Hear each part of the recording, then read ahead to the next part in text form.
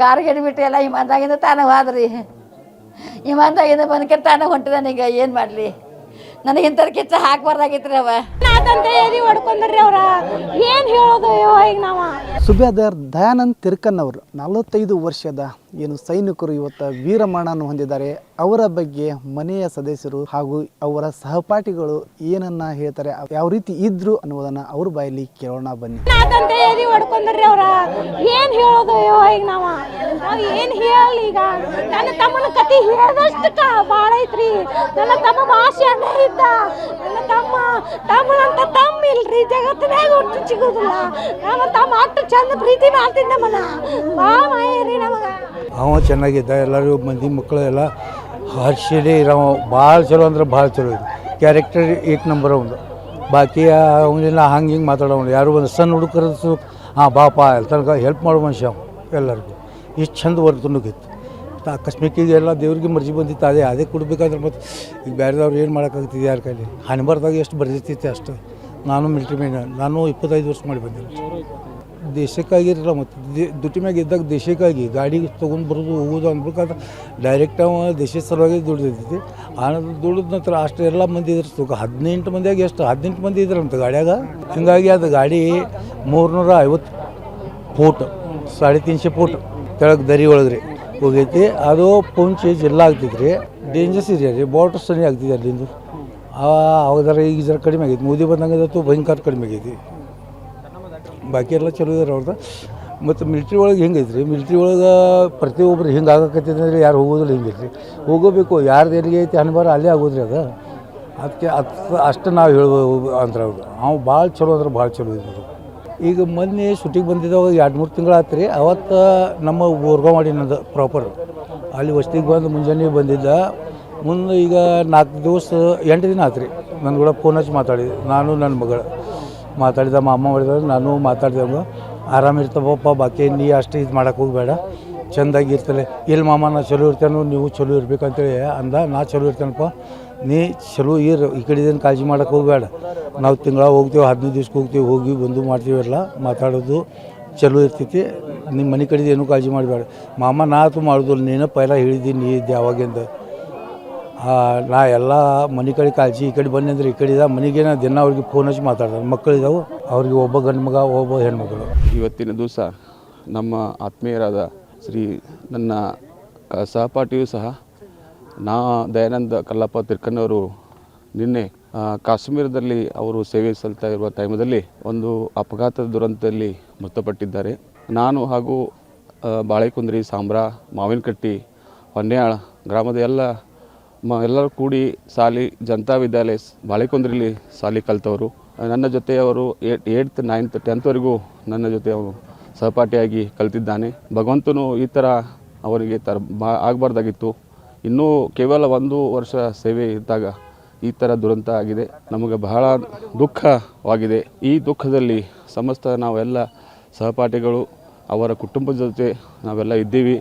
ದೇವರು ಭಗವಂತನವರಿಗೆ ಆತ್ಮಕ್ಕೆ ಶಾಂತಿ ಸಿಗಲಿ.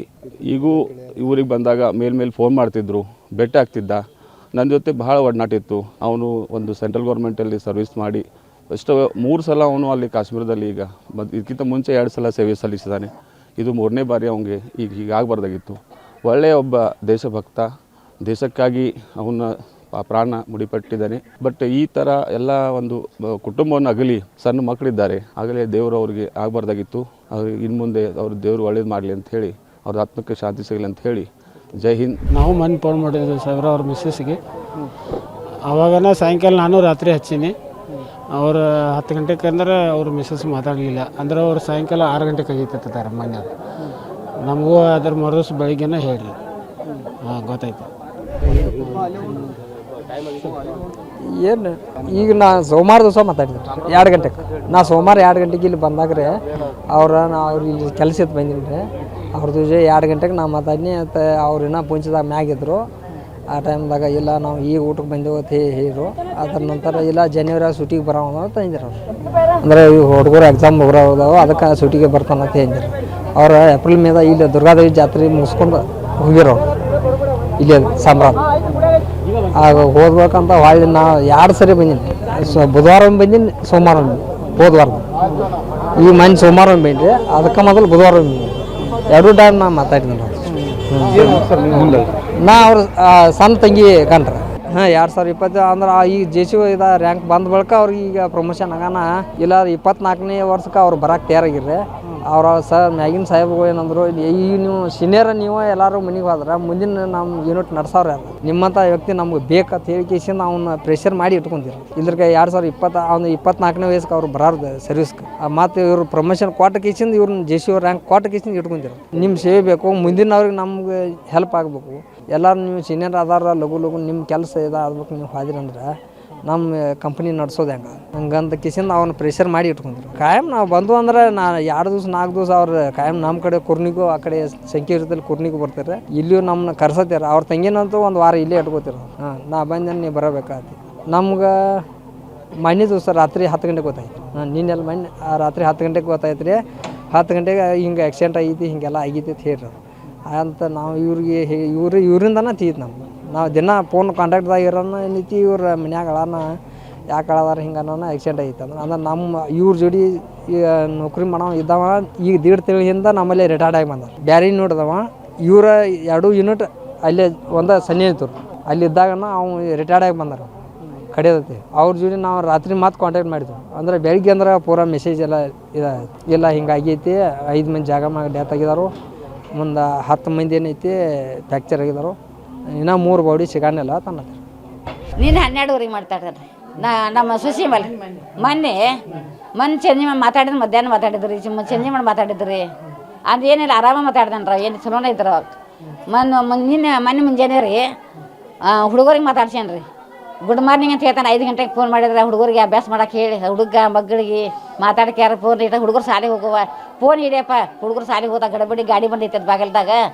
ಆಮೇಲೆ ಮತ್ತೆ ಮಾಡೋಕ್ಕೆ ಬರೋಣ ಅಂತ ಹಿಂಗೆಲ್ಲ ಹೇಳಿ ಅದ್ರೊಳಗೆ 12ವರೆಗೆ ಮಾಡಿದ್ರಿ. ನಮ್ಮ ಸೊಸಿ ಮಾತಾಡಿರೋದು ಅಂತ ಹಿಂಗೆ ಮತ್ತು ಆಯ್ತು ಏನು ಮಾಡ್ತಾನೆ ಅಂತ, ಏನಿಲ್ಲ ರೀ ಕಸ ಹುಡುಗಾತೇನೆ ಅಂತ ಹೇಳಿ ಆಯ್ತು ಮಾಡ್ಕೋ, ಮತ್ತು ಆಮೇಲೆ ಹಚ್ತೀನಿ ಅಂತ ಹೇಳಿದ್ರು ಫೋನ. ಮತ್ತು ನಂದು ತಗರೈತಿ ಹೋಗ್ತೇನಂತೆ ಆದ್ರೆ ಫೋನ್ ಇಟ್ಕ್ಯಾರಿ. ಅದ್ರೊಳಗೆ ಫೋನೇ ಬಂದಿಲ್ಲ ಅವ್ನು. ನಮ್ಗೆ ಫೋನ್ ಬರಲಿಲ್ಲ ರೀ. ಹಿಂದ್ಗಡೆ ಚೆನ್ನ ಹಗಲೆಲ್ಲ ಹತ್ತಿರ ಫೋನ್ ಹತ್ತಿರಕ್ಕಿಲ್ರದ, ಏನೋ ದುಡ್ಡು ಮ್ಯಾಗಿದ್ರು ಒಂದು ರೇಂಜ್ ಬರ್ತಿತ್ತು, ಬರೋಕ್ಕಿಲ್ಲ. ಹಿಂಗಾಗಿ ನಾವು ಹಗಲೆಲ್ಲ ಹತ್ತಕ್ಕಿಲ್ಲ ರೀ. ಈ 9 ಗಂಟೆಗೆ ಫೋನ್ ಹಚ್ಚಬೇಕು ಅನ್ನೋ ಮಟ್ಟ ಅಂದ್ರೆ 8ವರೆಗೇನೋ ಸುದ್ದಿ ಬರ್ತಾರೆ ಅಂತ. ನಾವು ಟಿವಿನೂ ನೋಡಾಕಿಲ್ಲ ರೀ. ಅದು ನಮ್ಮ ಸಾಹೇಬ್ರ ಅಂತ ಟಿವಿನ ನಾವು ನೋಡಿದ್ರೆ ನಮಗೆ ಗೊತ್ತಾಗ್ತಿತ್ತು.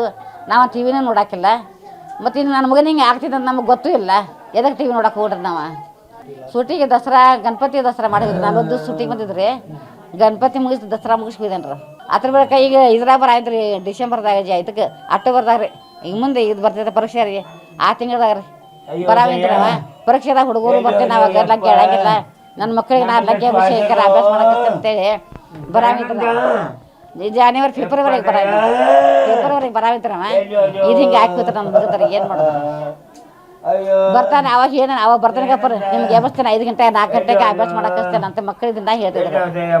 ದಿನ ಫೋನ್ ಮಾಡಿ ಹೇಳವನ ರೀ, ನಾವು ನೀವು ದಾರಿ ಮಾಡಾಗಿಲ್ಲ ನೀವು, ಅವಾಗ ಅಭ್ಯಾಸ ಹೇಳ್ತೇನೆ ನಿಮ್ಗೆ ಪರೀಕ್ಷೆ ಅದಾವ ಆ ತಿಂಗಳದಾಗ ನೀವು ಪಾಸ್ ಆಗಬೇಕು ನೀವು, ಚಲೋ ಬರ್ಕಾಸ್ತ ಹೋದಂತೆ ಮಕ್ಕಳಿಗೆ ದಿನ ಆಟ ಹಂಚಿಕೆ ಆಗ್ತಿದ್ರಿ. ಇದಿಷ್ಟೇ ಮಾತಾಡಿದ್ರೆ ಮತ್ತು ಉಳ್ಕಿದ್ದು ಏನಾಗಿರ್ತದೆ.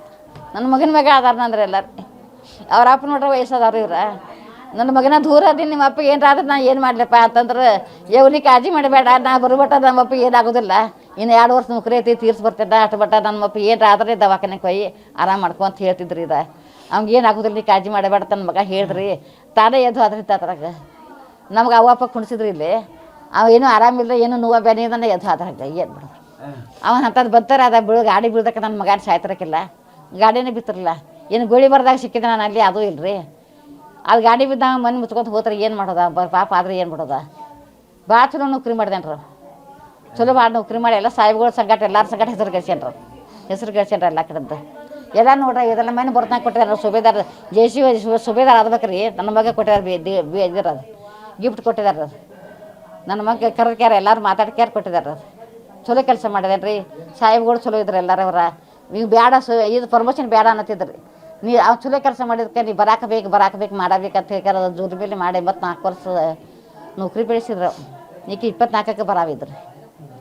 ಆ ಸ್ವಲ್ಪ ಪ್ರಮೋಷನ್ ಆಗ 4 ವರ್ಷ ಮಾಡಬೇಕು, ಯಾವ ಬಿಡಾಗಿಲ್ಲ ನನಗೆ ಕನ್ನಡಕ್ಕೆ.